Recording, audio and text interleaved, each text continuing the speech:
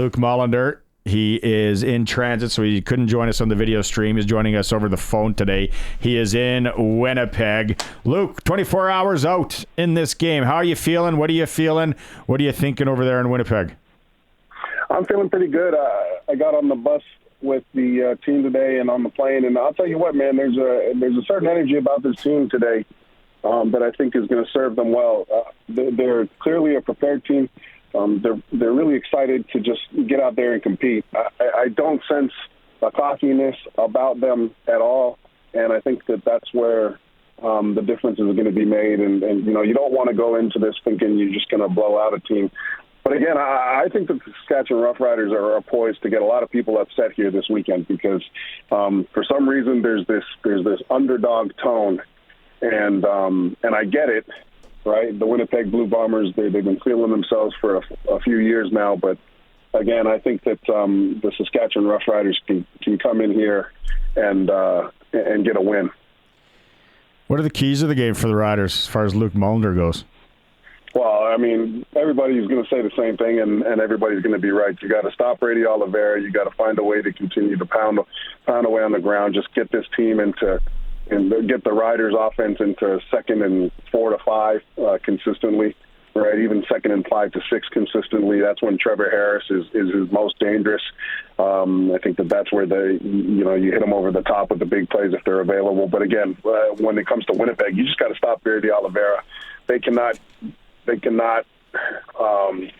come out there and impose their will on our defensive front. And to be honest with you, I don't think they're going to. I think that this defensive front comes in and they're relatively healthy, but they've been playing well, and there's a lot of confidence in them. And I think that the linebacker core, it's been so nice to be able to focus on how good Roland Milligan's been this year. But again, you got to keep in mind that C.J. Rivas has been outstanding. They got C.J. Avery starting again. Adam O'Clair did great, but C.J. Avery, I think he's a little bit better off in coverage. So I'm looking forward to the game, and I think that's where you take Winnipeg out, is you take that Brady Oliveira aspect out of their offense and force Zach to look downfield on 2nd and 7+ situations. I think it becomes a different story for the Riders. Hey, Luc, Brandon here. I know last week we talked home playoff game about the crowd and what a difference the home field can make. Now going into Winnipeg, 33,000 plus, it's going to be rowdy there. How big does the hostile environment in Winnipeg, how big of a factor is that to the players?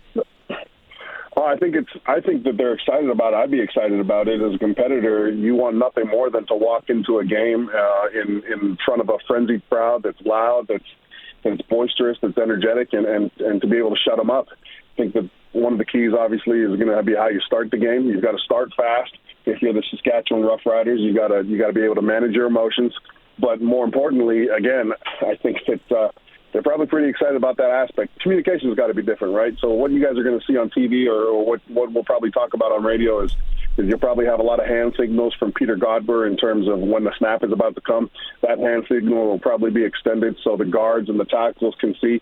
But again, you only have to deal with that noise for a little bit if you do take them out of the game, right? And I'm talking about their crowd. So their crowd will quiet down. I've always said this about Winnipeg, and especially their fan base. They're a bunch of front runners, right? I remember coming in here having going to a game and the cab drivers not knowing that there was a CFL game, right? Or talking to people in Winnipeg in the mall or whatever, and having them really just crap on their team, right? Oh man, those guys suck, blah blah blah, and it's been nice for them to be able to become the belle of the ball. But again, I think they're a bunch of front runners, and if you take the crowd out of it quickly, it takes a lot. I think it'll take a lot for them to re-engage. You don't want the broadcast team to become a distraction and give any billboard material, but the competitor in me looks at this game as a great opportunity. I've been to a mall in Winnipeg, Luc. Those people aren't watching football. I'll tell you that much. Go ahead, DA. I don't even know if they're with us, really. Hey, Luc, so what players are you looking at specifically from the Riders side that, to need to have big games? And obviously, take Trevor Harris out, the big heads, but who are you looking at with this matchup that the Riders need to step up?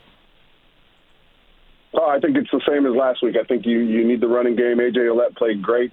You need A.J. and Reichwell to run hard, and I think that one of the guys that you want to step up is somebody on the edge of your defense. I think that you've got Haba Baldonado, you've got Malik Carney, and you've got Brian Cox Jr. I think that one of those guys, if they're able to provide consistent pressure, especially when we're in four-man fronts, I think that that'll be huge. Again, you don't want Zach Caleros going back to 2015 and running out of the pocket, extending plays. You want to keep him in the pocket. But again, if you're able to pressure him a little bit and get to him consistently, I think that he will throw the ball to one of your good DBs. So again, I think that if you're the defensive ends, you look to them to step up, and you just look to continue the success on the ground game that you had last week. They bring Lanier back in. And, he's in. Are you worried maybe a little bit that Miles Brown is banged up more than we know or more than they're leading on? Yeah, for sure. I think that's a big part of why Lanier's on the roster, and that's okay. Lanier is a veteran, and he is not playing in the role that I'm sure that he had set out for himself at the beginning of the year, and that's okay, because when you're a veteran and you get an opportunity, especially in the playoffs, to prove your worth, you jump all over it. So I actually expect him to have a great game. He's healthy. It's not like he's banged up. So if Miles can't go, then I think that Lanier gets in there and steps up. I'm excited to see him play. I know that he's excited to be back on the roster and back on the plane. So, again, let's roll. Hey, Luke, when I dream about these games, I guess, or run them through in my head, how do you stop a Nick Dembski? It seems like he always seems to be able to make that play when, all the momentum's going against Winnipeg, and he seems to be that guy. Do you focus on him? Yeah, no, you don't focus on him because they don't actually need him when the game's played. They look to him when there's a situation that they need to get themselves out of. He's their go-to possession, key drive, game's tight. You just have to understand that Nick Dembski, he can hurt you in just between the 35s. But if they're in a situation where they're behind the clock, they need a play, they need a big first down, that's when they're going to go to him. And that's when Zach's going to look for him. He's the ultimate security blanket for Zach Caleros. He always has been, and he's so good. But again, you just have to understand what situation and which guys you need to look for in certain situations, and when they need a play. So if you're in the fourth quarter and Winnipeg's down by a few points, it's then you've got to understand where Nick Dembski is on the field at all times, right? You can double team him or whatever you want, but the problem is they've got a lot of other weapons, right? They got Kenny Lawler. Again, you don't want to let Brady Oliveira play. And Brady Oliveira, if you look at the last two games, he was used a lot, not necessarily just as a running back. He had great success up against the Riders in the passing game, too, just sort of running out into the flats or bubbling out. So you can't forget about him. You just got to understand when they're going to look to Nick Dembski versus just where their offense normally wants to operate. As a guy that's been in there as one, played, Luke, is experience that important in something like this? Totally. Absolutely. Experience is everything right now. You have to lean on your veterans in the playoffs. The young guys get it. They'll be there to make plays, right? But it's the veteran presence you need. It's the moments where the clock seems to not be moving at all, and the moments where the clock seems to be moving too fast, right? That's what these playoff games are about. Because you'll find yourself either ahead or behind in certain junctures of the game. The last 3 minutes of the game just feels like the weight of the world's on your shoulders, and that's when you need to lean on the vets, and that's when you need to lean on the guys that have been there and done that. I think that you can say whatever you want about my career personally. The one thing that you can't say is that I didn't know that the playoffs were a different animal. I felt like I played my best football in the playoffs, and that was because I owed it to the team. I was a vet. I needed to step up, and there's guys there that understand that, like Micah Johnson, and you lean on those guys in these moments. Right, because again, it's going to be your vets that make the plays for you, and also support and float the team when, again, the clock is moving really fast or it's not moving at all.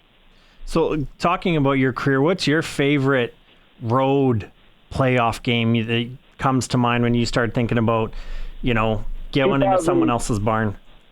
2007, BC. We were really excited to go and play and beat them. We felt like we were going to stomp them. Right? We didn't talk about it in the media, but we felt like we were better than them, and so I heard that in 2010 against Calgary in the Western Final. Again, we thought we played really well at the end of the year. We felt like we had done exactly what we needed to do in terms of getting to the Western Final, and we felt like Calgary, they were a bunch of front runners, and if we hit them in the mouth enough by that fourth quarter, we would get the leg up, and again, it was a great game. Jarrell Freeman had to play out of his mind that game, but again, those are memorable moments that nobody can take from me, man. And they're just and that's what it's all about. You're going to leave this time and period as a member of the 2024 team, and you're going to have memories that are just sort of etched in your mindset for the rest of your life. I always tell the guys, hey, memories are a home that you build to live in once you're older, and that home how that home is built is whether you come in there as a family versus a team. And I think that the Riders got on the bus and the plane as a family today. I know, Luke, that your compadre there, Dave Thomas, is a superstitious guy. He hasn't cut his hair. He's not shaving. Yeah. He's going to be wearing the right clothes. Any superstitious stuff from Luc Mullinder or no? No, not. Well, I mean, when I was a player, absolutely, I wouldn't put a certain shoe on. But yeah, I have no impact on this game. I'm here to be a fan and bring the game to Rider Nation on the radio. But yeah, I don't need any superstitions, man. I'm just excited for this team. I know what these guys are going through, and they should be pumped up, man, because they worked really hard to get here. And what do you got? You got a prediction for the Huskies and Rams up inside? Like, talk about an awesome football day, right? Yeah, I got the Rams pulling that out in an upset. Actually, no, I don't. I'm lying. I got the Huskies. I've always got the Huskies. So I was just playing the Regina kid. Yeah. No, I got the Huskies pulling it out against the Rams, and I got the Riders here tomorrow. All right, buddy. Have a good night. Get a good rest. She's a big one tomorrow. It'll be exciting. We'll be listening. Oh, dude, I'm so excited about this. I can't wait, man. It's gonna be fantastic. Yeah. Hopefully, we're doing this next week when you're in Vancouver, British Columbia. Right. I'll see you boys later. Okay. See you, Luke. See you, Luke.